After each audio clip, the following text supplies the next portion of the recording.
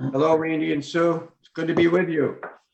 Hi, Mike and Hello. Andrea. Good to see you. And hello and welcome to anyone who is out there watching or maybe during the week. Welcome to topic 11 of our Third Option International live chat series. Sue and Randy Pinto here, along again with Mike and Andrea Buckley. And tonight's topic is how to fight fair conflict resolution, not revolution, conflict resolution. So Mike and Andrea, I imagine that the previous topics all help us to be successful in this particular topic of fighting fair. And last week's topic of speaking the truth in love is no doubt extremely important to this topic, that we're speaking respectfully, kindly, listening, and in order to actually be able to solve our issues. So can you just tell us about last week's topic briefly and how that connects, and then bring us into tonight?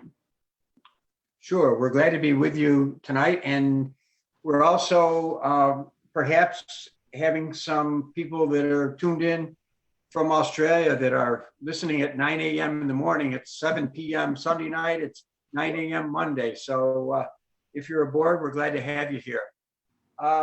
Talking about speaking the truth in love, as Sue just mentioned, listening was one of the topics that we talked about, but the other part is speaking. And sometimes we have to be responsible for our part of the dialogue. When we're really struggling with each other, there might be one of the spouses that is willing to talk about it. The other one might be clamming up and not wanting to talk. And then that's just futile to have communication work at the level it should be. And there are a lot of different factors that go into having good communication for solutions and speaking the truth in love. It means we have to say sometimes some difficult things, but how do we say it? What's our attitude? Are we going to try to snipe at someone? Are we going to try to get even with them? We all know that it doesn't work. We've tried it before, and we fail miserably when we do that. So the things that we look at are like picking the right time to start. Like if you walk in at 5 p.m. from work and you had a tough day, don't jump into somebody's face and say, we got to take care of this. We got to take it right now. It doesn't work that way either. You've got to have a soft startup. And then when we are saying something, we need to say, what do we really want out of this conversation? We have to be very clear, direct, and respectful in the way that we do say that. And we want the listening skills to kick in to rephrase what you're saying. Sometimes I take shortcuts in my brain, and I know I get into trouble when I do that. But if I can rephrase, or if Andrea can rephrase what I'm really trying to get at, and she can tell me what she thought I said, then we're on the path to communicating better. And we got to look out for the red flags, the areas that are difficult. Money, sometimes kids, jobs. Those are areas that are very sensitive in our lives. So we got to be careful. And when we can talk with word pictures or analogies about something, it sounds like, it looks like, those are the things that we can do to improve our speaking the truth in love. Because if we try to do it any other way, we don't speak in love, then we're just not going to get there. So I'd love to be able to go on, but we do need to get on to conflict resolution, which most people that would be tuning in tonight would say, I didn't want to hear the first 10. I want to hear this one, number 11. How do we resolve conflict? And I want to go there now, and let's take care of it. Well, we're going to do that, but we took it in order. Yeah, and I think that having topic 10, that speaking the truth in love, just before this topic actually really makes a lot of sense, because topic 1 through 9, there's all these different things: respect and not being part of the blame game, and power struggles, and childhood baggage, and emotional issues, and all the way up through lesson 10 last week to speaking the truth in love. And it just flows perfectly. We've learned all those other skills. We've learned and we've practiced of how to utilize those skills. And then we remember, okay, let's make sure that I am presenting myself respectfully, honestly, and I'm not just shutting out. And so this, I think, works great that this is topic 11, and start us out with, what do we do when how do we even, we're having problems and man, we just cannot get it together. Where do we start? Well, of course, we don't have any conflict in our marriage. No. Good for you. Good for you. False. True or false? Definitely false. And we're going to talk about what do we do when we have disagreements or conflict. Or another way to maybe identify this topic is how to fight fair. So there's an assumption right off the bat when we start talking, we're assuming we all have conflict that we need to resolve. So we look at our patterns of behavior. Do we try to avoid conflict and just hope it goes away? We talked about the turtle and the lion in topic 2 on responsibility. Some of us just withdraw. Some of us just go right at it. Well, here we go again. Now we're in conflict resolution, and that's the same presentation. Do we avoid it and just let it go away? It's uncomfortable, maybe scary, and we haven't maybe come from a family that even ever has confrontation or deals with conflict right off the bat.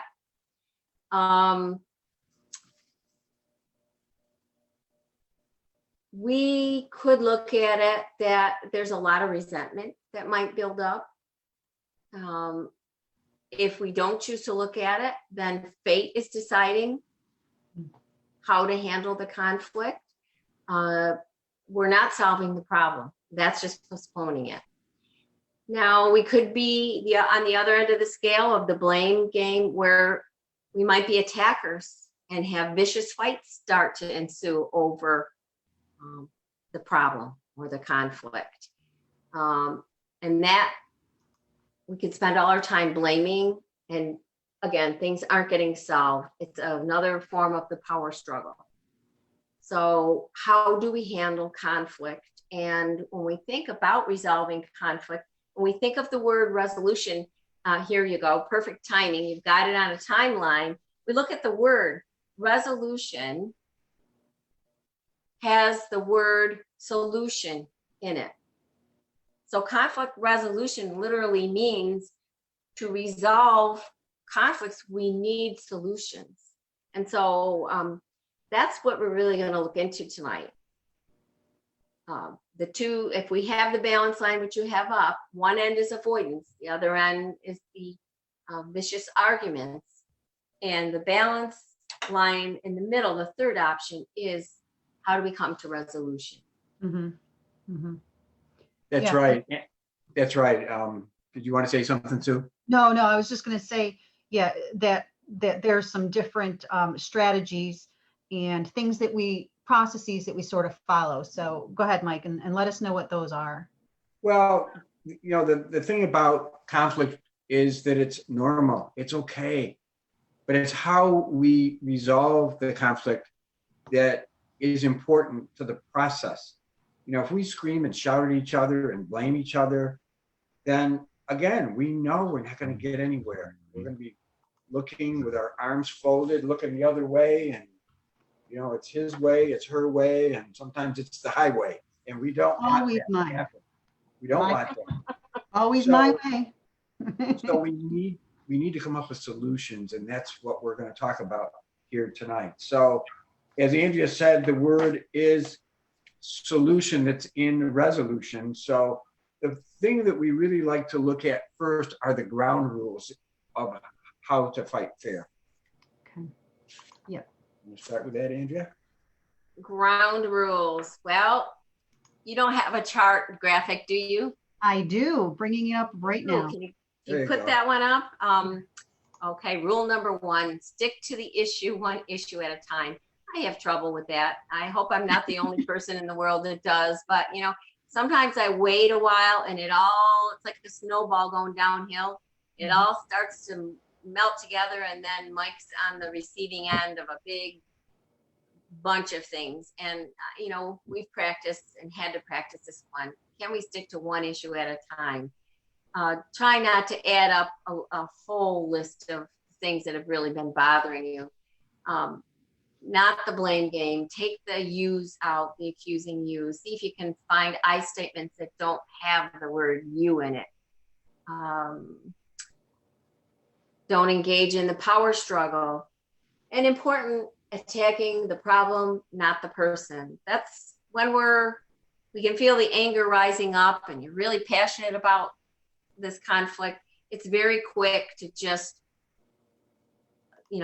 isolate the problem and you go right towards the person. And a lot of assumptions can be made there that can cause trouble. Well, So those are the ground rules. And that the ground rules, they seem obvious, but they're actually counterintuitive. As you said, anger and passion and emotion get involved, and those are actually the natural reactions as opposed to a thought out response. So it sounds easy, but it does take a little work. Well, and the beauty is that all of those are really addressed, all those ground rules, in the previous topics. The blame game, avoiding the blame game and avoiding the power struggle. And what's great is always we can always go back and review those topics to say, oh yeah, how do we do this? What do I need to remember to bring into this part of our solving area? So yeah, what's next? Now we've got the ground rules. Now we know what we need to follow. What's our next step? Well, the next step is to go through the conflict resolution process. And this is the real heart of what we want to talk to this evening about, how we can actually address and get to resolution. And it's very important. So the first step is good communication. It's the heart, like I said, to resolving the problems. And it means, if you have been with us before, it's using I statements. So I'm not pointing the finger to Andrea. I'm taking responsibility for myself and I speak for myself. And then it has to do with reflective listening, meaning when I say something to her or she says something to me, the other would reflect back what they thought I said, because sometimes we're not listening well and we're thinking about what we want to get out, and it's not what that other person said at all. So if we don't listen well, we're not going to get to the end of the process either. We need to understand where each of us is coming from and how we feel about the issue before we can solve it. And then the second, probably one of the most important, is define the problem. Once we have some understanding about how each of us feels, then we'll be ready to define the problem. But in the beginning, it might not be that easy. So suppose Andrea cooked a great dinner for me and I'm 1.5 hours late from work. I think she's going to be a little angry, but I had to work overtime. It wasn't my choice. So what's the problem? Me being late? That the supper's dried out? Is it that I feel neglected, or she feels neglected?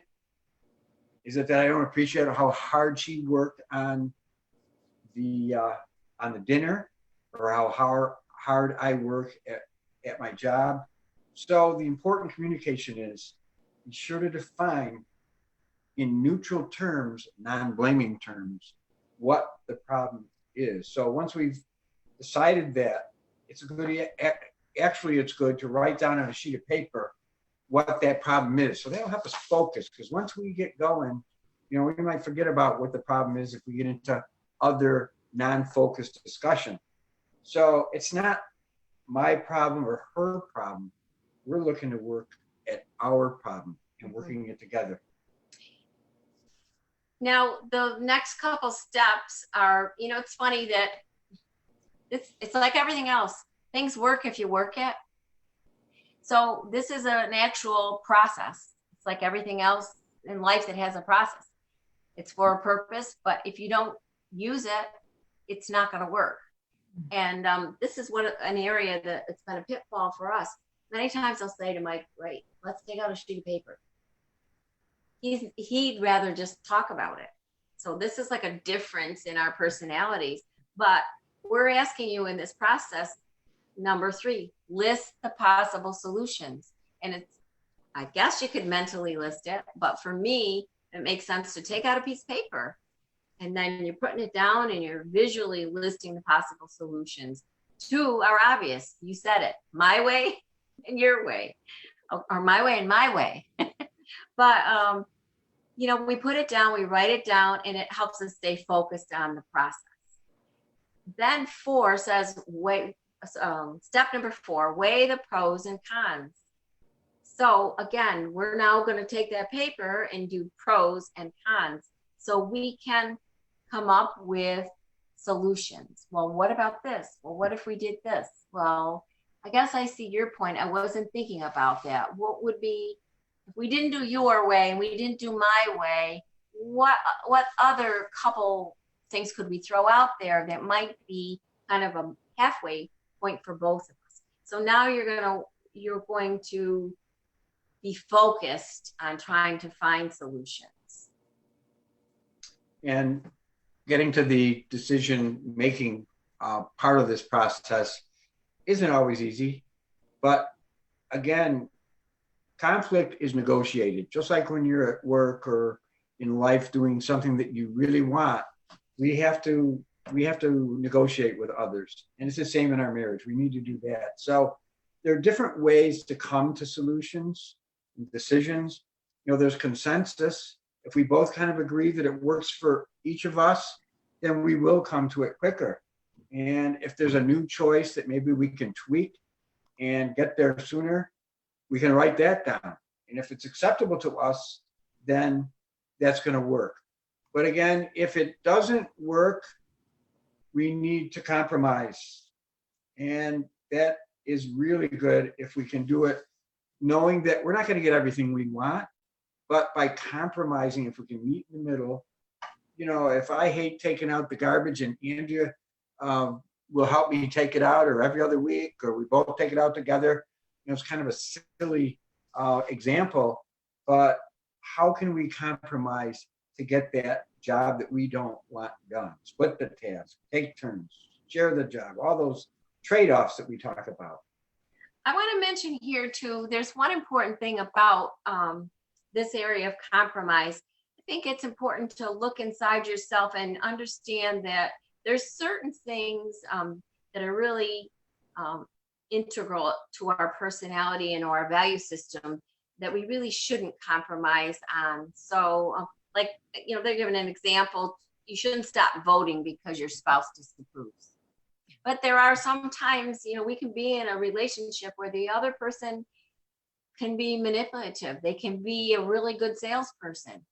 And if you don't exercise your right to speak up, or you are a person that's more influenced, it's really not that honest communication that we've learned about and have been talking about. So when these are suggested as solutions, it'd be very easy for a spouse to take advantage and say, well, it says you got to compromise here. Right. So, And that goes back to some of those previous lessons, again, about, and I can't think of which lesson they are, but where you are you the type that you do use manipulation to get what you want, and how to make sure that you're recognizing that you might be doing that and how to change that. So yeah, everything goes back to all of these lessons that we've talked about, which is great. Right. And sometimes you are able to come to that consensus in your explanations, and you're listening back and forth. The other person can say, I do see that would be a better way to do it. And you do come to the same answer. But besides consensus and compromise, the third portion of this that could be a possibility is you may not come to an agreement at the end of this conflict that you have that you're trying to resolve. And guess what? That's a perfectly normal part of the process, because that's happened to us where we've had to stop it and say, we just don't agree. Right now, we're at a point that we don't have ability for consensus or compromise, and we have to just say, it might be political difference, it might be a difference of another nature, but we just have to accept that the other person is different. And that's a real thing. We aren't going to agree on everything. We can debate them if we enjoy that kind of thing, but it's not necessary that we think alike. And the next area is policies, and that's another handy way to solve day-to-day problems. There are agreements or rules we have already agreed upon, which we refer to when we have a conflict. And that's part of this lesson. There's a handout that we have for that, but we're not doing the complete session tonight on this. We're having a chat about it. We would ask people to take a look at the DVD or take a look at the streaming series, and that sheet on policies is in there that you can review so that you can have kind of ground rules and also the policies set in place. Because if we're really stuck and we can't get going on this, then having the policies will help us somewhat to get there. And if we can't get that done right then, the next step is going to be to commit to keep talking. Sometimes these conflicts are pretty serious and pretty difficult, and then we can agree to disagree and then set a date to do this over again. Sometimes we got to go a couple more times to be able to get the negotiation open to having a resolution to the issue that we're deciding upon. And then at the end, if we just still can't do that, then we would want to seek professional help, either a mediator. There are mediators that can help when our marriages are really stuck and in trouble, and there's no shame in that. It's okay to go out and get people to help us when we're really having a difficult time communicating with each other and deciding upon how we get to some of these conflict resolutions. Yeah, it's nice to have these steps, just because, with everything, there's not always parenting, I don't know, manuals and things like that. But this does give a nice guide, and if both people can say, yeah, this makes sense, it allows both people in the relationship to share and to put in their ideas, so that it does become both of them. It's not just, well, we're going to do this and I'm, whatever all the time. I never do that, do I? What number do we have to do? But it allows both people to sit down and say, all right, let's set our policy. Let's set our ground rules. Let's get and do that when there's, doing that is important to know timing when to do that. It's when you're already at a calm state. Hey, let's talk about, because we know we're going to have conflict. We know it's bound to happen. Let's talk about this now and start maybe setting some ground rules so that when this happens, we can refer back to our, ground rules and our policies to help us through, some conflicts. So I do love that they have these all written out. Yeah, and again, it's great to have some structure. It's a good tool. It's a neutral ground if you're in the middle of conflict, but also you can't expect it to work perfectly the first time, right? It's a new process. It's a new thing. So it would take a little evolution to be really, I suppose, as good as you want with it, right? It takes time like everything else, a little time and effort. Time, effort, and patience. Yeah, and patience, and because it is going back to all the previous topics and thinking, okay, I'm getting out of hand. I'm yelling. I need to go back to my Bill of Rights. They have every right. My spouse has every right to be heard, and I'm not listening. And I have to go back to topic number, whatever it was about emotional baggage and childhood issues, and think, what is my expectation? Why do I think this way? Oh, because that's what I grew up with. That's what I'm familiar with. So it really is. It's a constant, everything interweaves together. And it's this constant connecting. And so it will take practice. It will take patience on both parts. But again, I think the key is if your spouse is willing to do that, then recognize that and appreciate that you're both willing to recognize and appreciate, and say that's a good step, that you're both willing to do that. That gives you hope. That gives, I think, couples hope. Well, and this whole thing's about, as you said at the beginning, Mike, conflict is natural. And Andrea, as you pointed out, the goal is find a solution, right? A resolution that works for everybody, that is there, just takes a little work to get there. Yeah, that's and Yes. just reminds And you I that think everybody's we need to keep in mind too that it's an advanced skill. It's really the prerequisite is the good communication that we've been trying to lead up to and build up to. So we don't want to give anybody a false sense that, right. hey, this is easy stuff here. I mean, we're all living testimony with all the years of marriage we have that we go through this a lot, conflict resolution.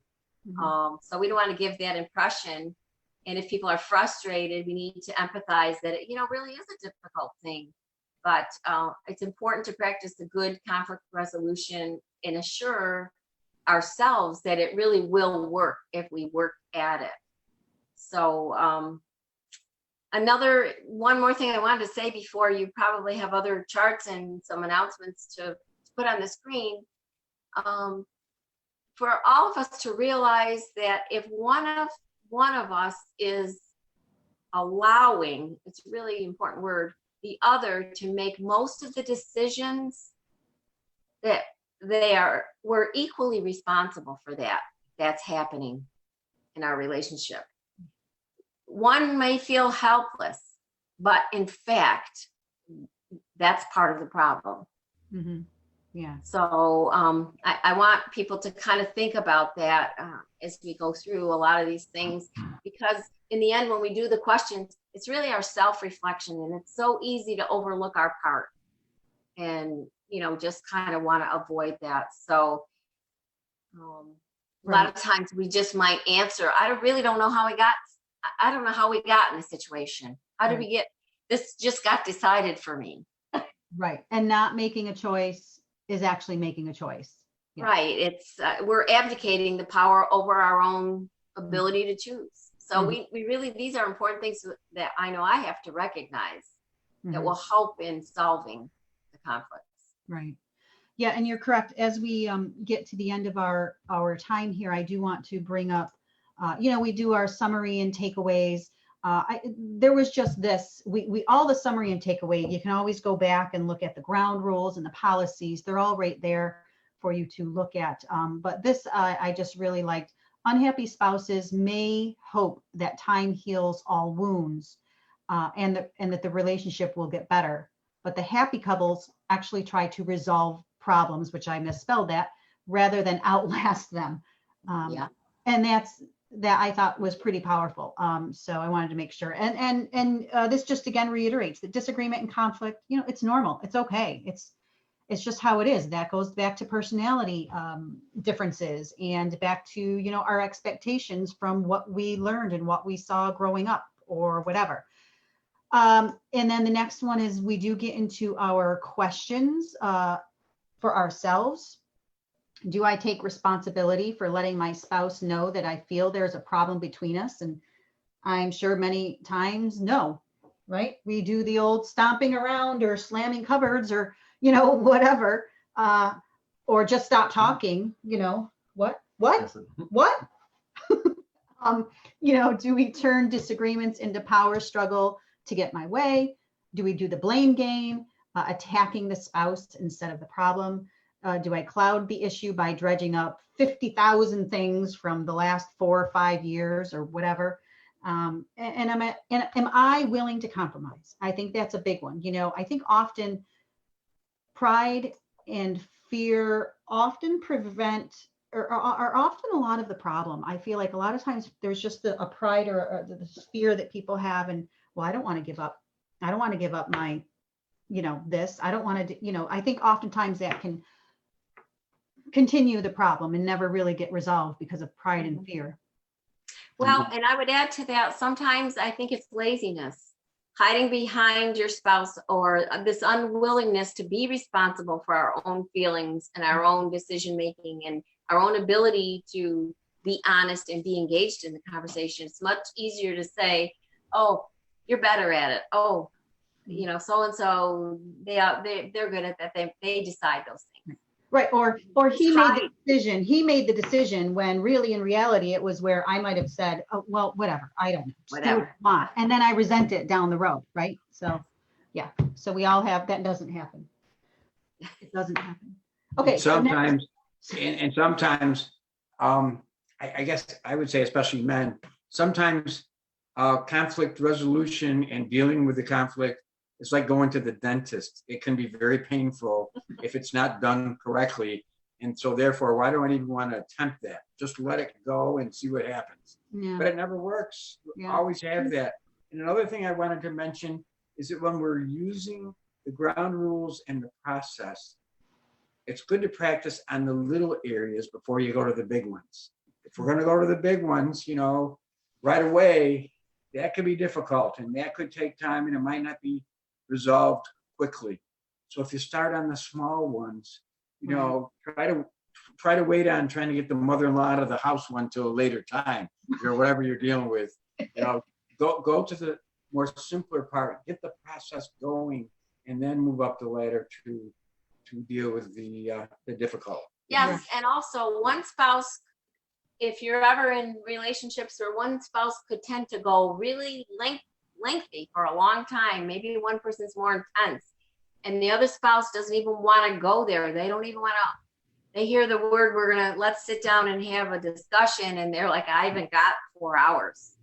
So we have to be honest with trying to focus to use these tools that we've mentioned tonight, set the ground rules and say, when we're going to do this, we're going to do it for a half hour.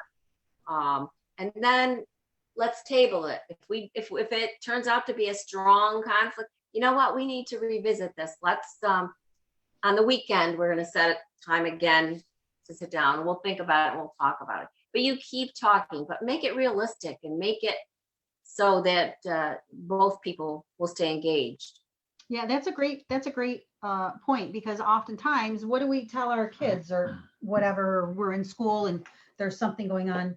Take 10 seconds, take a few breaths. So that's actually, okay, we're going to talk for a half hour and if it's still not solved, then we're going to take those, and use that as our 10 seconds, and it might be another day, but that's a great point. Say, we're going to talk for a half hour. That's going to be our guide. So then it gives people time to step away.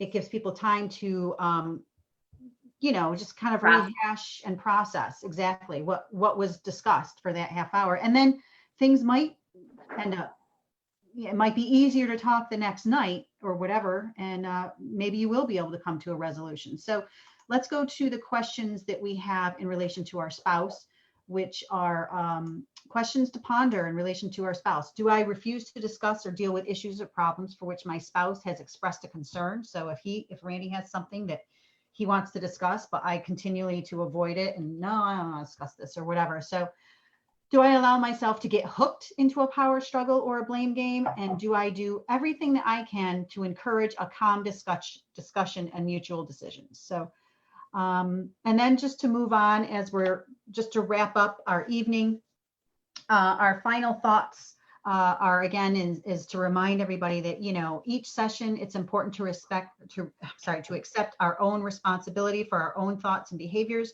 The goal is self-change, and remember that if one person makes an effort to change, the relationship will change.